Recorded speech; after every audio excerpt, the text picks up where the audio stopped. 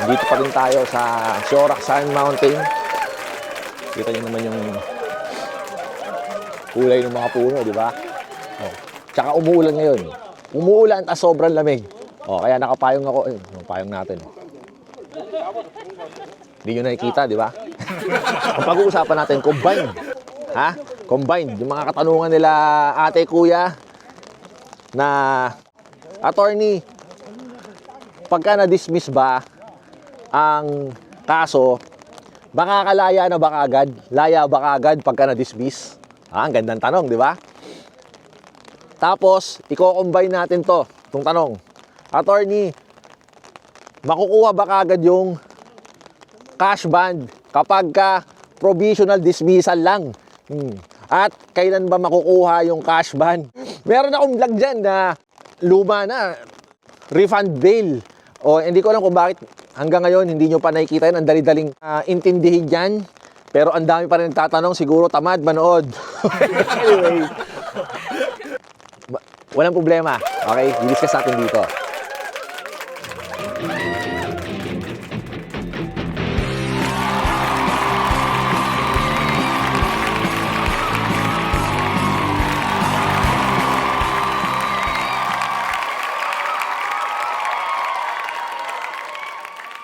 Unahin natin yung pinag-uusapan natin na pag na-dismiss ba, attorney, laya na agad. Basic, ha? Sa experience ko sa korte, pag na-dismiss ang kaso, kunwari,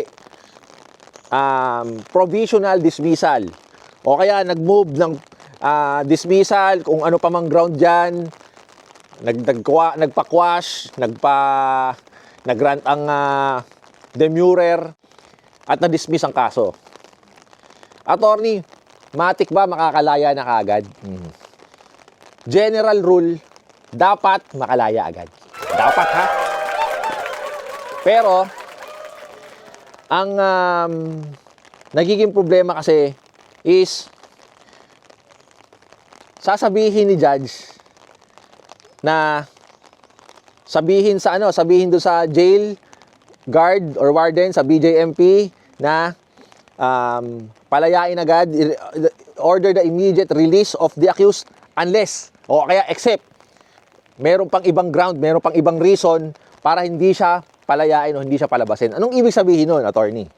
Ibig sabihin, ha, kung itong kaso na to, halimbawa, si Pedro, siyempre, mayabang na si Pedro dahil sabi ni judge, dismiss ang kaso.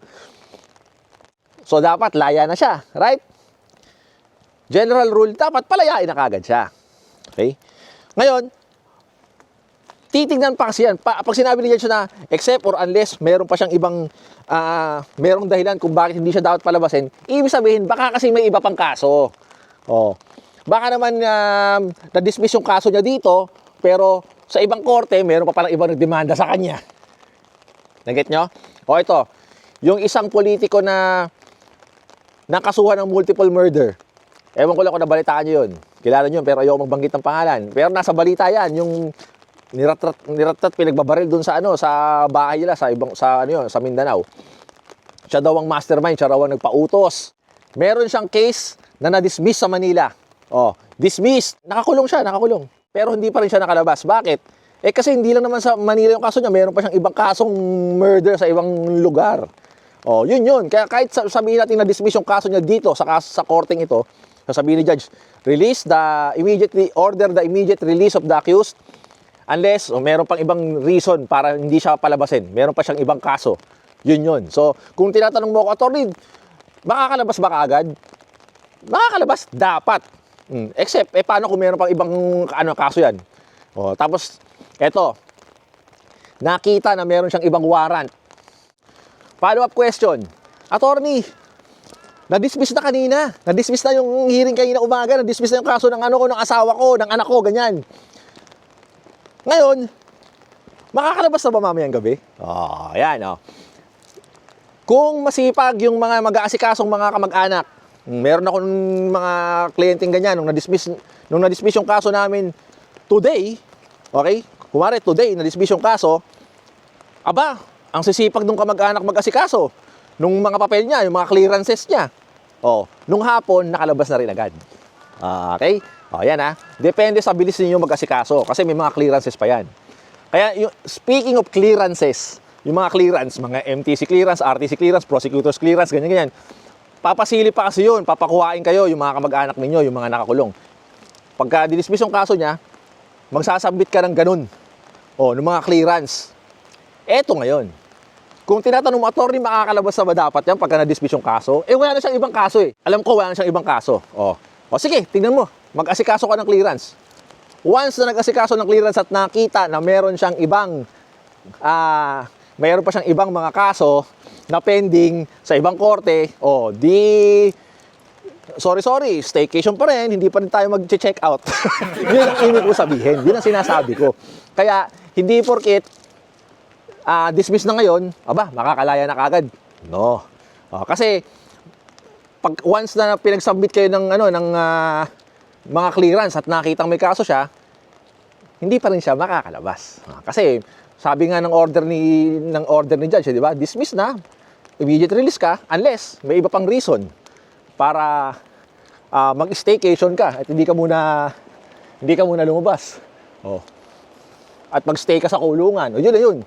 Ayun, ang pinag-uusapan natin is kung meron pa siyang ibang mga pending cases sa ibang court. Okay? Ayun yung yun yung gondola. Yan, sinakyan namin kanina. Lupit ng bridge,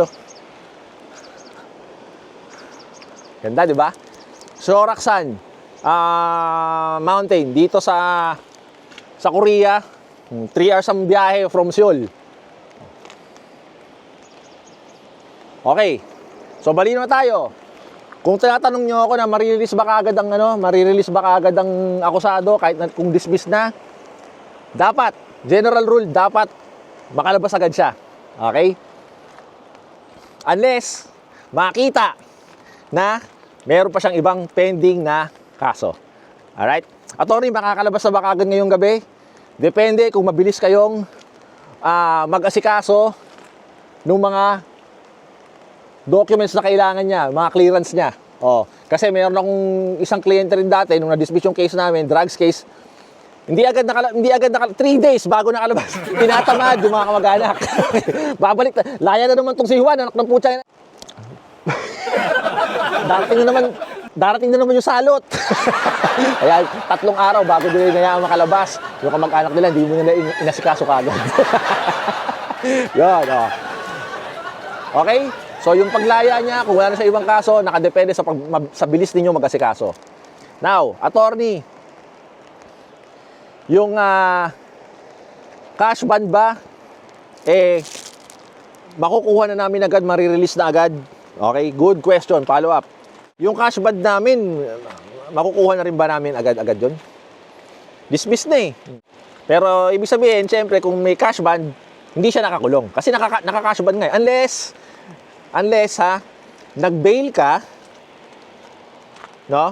Yun pala, meron ka pa palang ibang kaso sa ibang korte, ganoon din, kung nakakulong ka rin. Nangyari to sa isang senador. Kilala niyo yan. Kilala niyo yan. Yung nakakulong ngayon, dahil sa mga flood control. Hindi ko alam ang reason behind it na marami siyang mga cases, meron siyang non-bailable na kaso, meron din siyang mga bailable na kaso, tapos nag-bail pa rin siya. Hindi ko alam kung bakit sila nag-bail.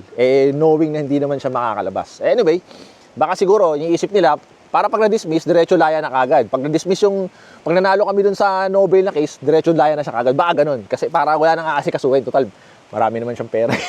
Anyway, nakukuha ba kagad yung cash bond, attorney, pagka na-dismiss yung kaso?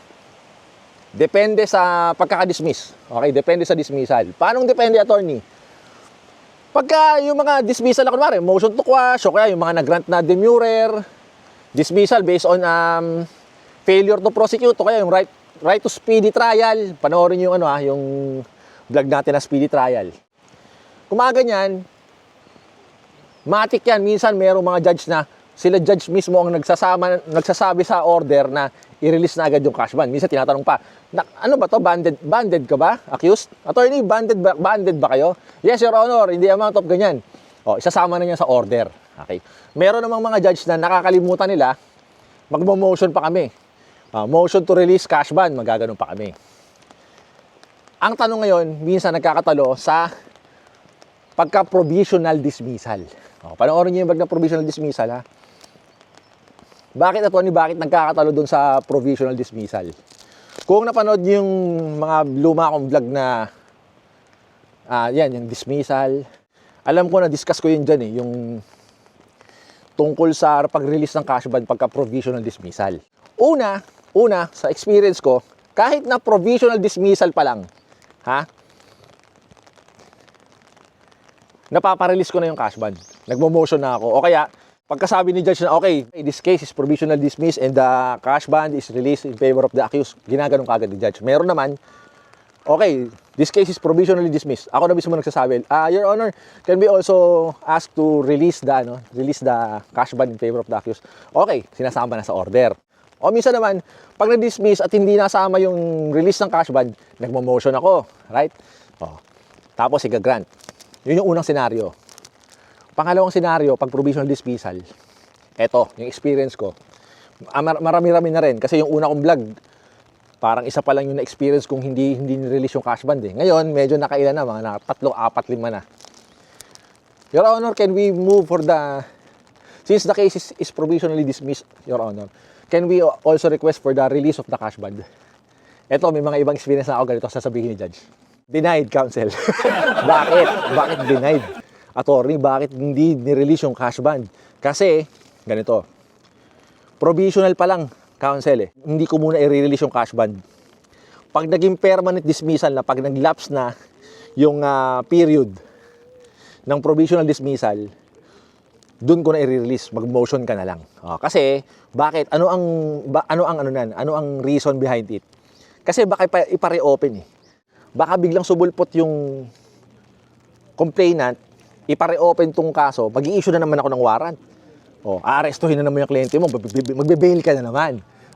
Mabuti pang palampasin na natin yung period ng provisional dismissal pagka naging permanent dismissal na, tsaka natin i-release yung cash bond para sure kayo. Kasi kung hanggat hindi pa natatapos yung provisional dismissal, tapos biglang ipare-open, papawaran ko na naman yung kliyente mo. Yun ang sinasabi ni iba't ibang mga judge. Kaya, yan yung pangalawang senaryo na kahit na provisional dismissal na, hindi pa rin nila nire-release yung cash bond. Kahit na provisional dismissal. Kasi, general rule, ako, sa experience ko, pag provisional dismissal, pinare-release ko na kaagad Ginagrant ng ibang mga judge. Merong iba, hindi muna. Kasi nga daw, patapusin mo muna yung provisional dismissal bago natin i-release. Okay? So, ayan malinaw na tayo Makakalabas ba agad? Pag na-dismiss, depende kung wala nang ibang kaso. Kung wala nang ibang reason para ma-detain siya. Wala na siyang ibang kaso, attorney, makakalabas ba mamayang gabi? Depende sa'yo kung gaano kayo kabilis magkasikaso. Yung pag-release naman ng cash bond, dapat i-release agad, kahit provisional lang. Pero kung medyo stricto yung judge, may ibang mga judge na hindi agad pinare-release yung cash bond. Pag provisional dismissal lang, pinahihintay nila na mag-lapse yung provisional dismissal bago i-release kay accused yung cash bond. So maraming pong salamat sa pakikinig. I hope meron po kayo natutunan. God bless. Maglalagalag muna ako dito sa Shoraksan. Ang ganda diba? May mga kulay ng mga puno. Inabot pa namin yung mga ganyan, yung mga cherry blossom, yung mga kulay pink, yung mga yung mga down.